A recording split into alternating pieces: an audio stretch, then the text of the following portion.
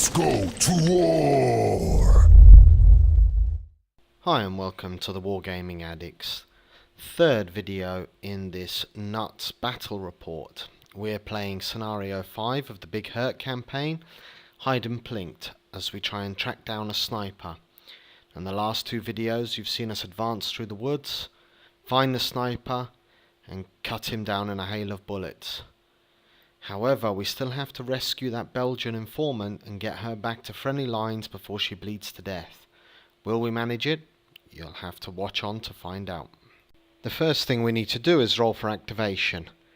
And the US roll a 4, meaning all of them will activate this turn.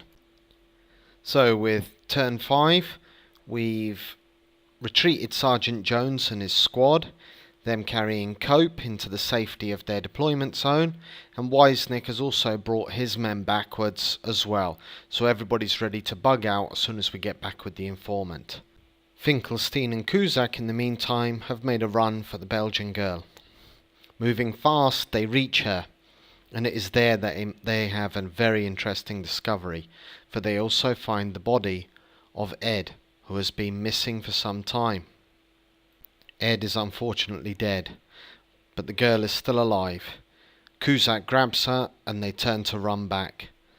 However, now they must move at standard speed. They cannot fast move because they're carrying the girl. With turn 5 over, we begin another turn. Turn 6, just this turn and one more, and then we have to begin rolling to see if the girl dies. Let's roll for activation.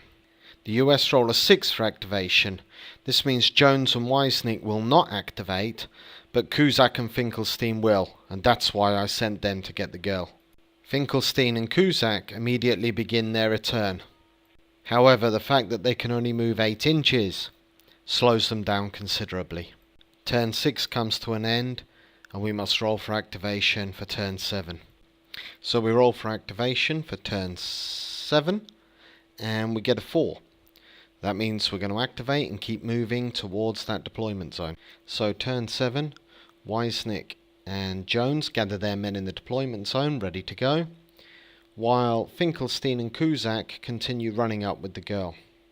Now I've counted the number of hexes left to move, and it's 21 to reach the deployment zone. That means I need to roll at least a 4 at the end of this turn, otherwise I don't have enough time to get the girl back. And I'm kind of thinking this scenario has a bit of a short turn count, because I haven't really hung about to get rid of that sniper, and I'm still suffering to get down to rescue the girl. So anyway, enough complaining from me, and we'll see whether or not we can complete this scenario and save the girl.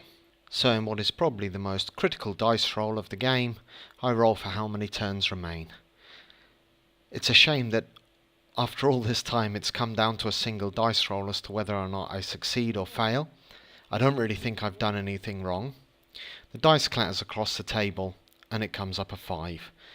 Yay for me, that means I have enough time to get the girl back, and she can tell us why Ed was lying next to her with a sniper bullet through his brain. So with the scenario ended successfully, we can now continue with the campaign system, which is a great thing about Nuts. You get to see your squad improve and grow and develop. So here we've got the roster in front of us, and there are 3 people who qualify for improvement roles, which is Davis, Finkelstein and Kuzak. Why? Because all 3 fired at the enemy and hit. It was a successful mission, and none of them hunkered down or ran away. So what we do now is we roll a die 6 for each one, and we have to roll higher than their rep. Now obviously Kuzak is a 6, Finkelstein is a 7. It's very, very hard to roll higher than their rep, but a 6 is automatically an increase. So let's roll for Davis first. We roll a 6, Davis improves. Finkelstein rolls a 5, unfortunately he's staying at rep 7. And Kuzak also rolls a 5, and he'll stay at rep 6. So that wraps up our improvement rolls. We now need to roll for poor old Cope to see if he recovers from his injury. We roll a 6 and a 3, which is past 1d6. Unfortunately, what that means is that he would return to the unit at -1 rep, Now seeing as he's already Rep 3, it would reduce him to Rep 2, which essentially takes him to civilian level. So he's back home to the US. He's got a wound that guarantees him a place on the next troop ship leaving, and Cope will no longer be with us.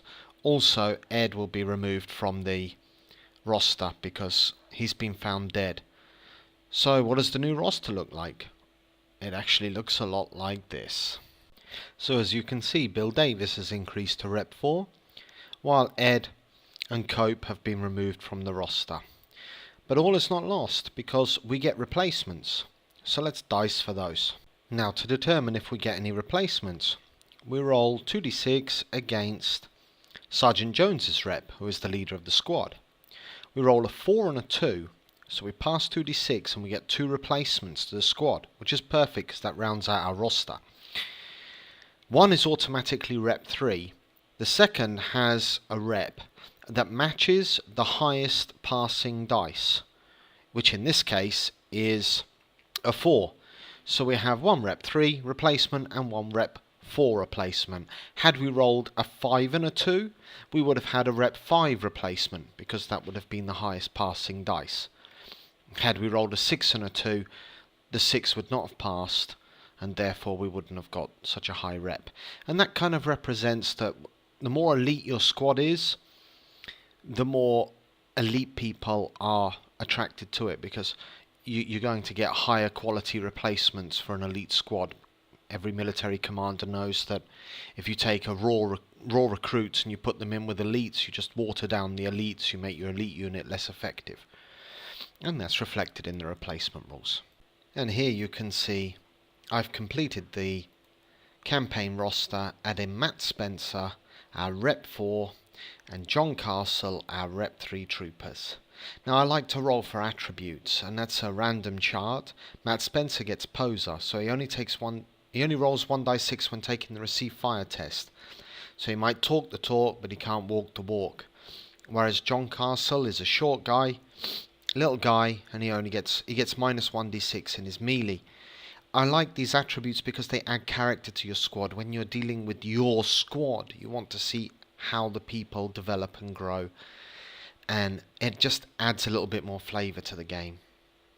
Now, I hope you've enjoyed this video series. We've completed this scenario now. We've learned a lot from doing these videos. It's quite a long process, and there's a lot of editing and fiddling around to get these video reports, but we'll be doing some more. Do let us know what you liked and what you didn't like, and I'm sure there'll be a few things we do differently in the next one. Until then, this is the Wargaming Addict signing off. I hope you enjoyed our game of nuts.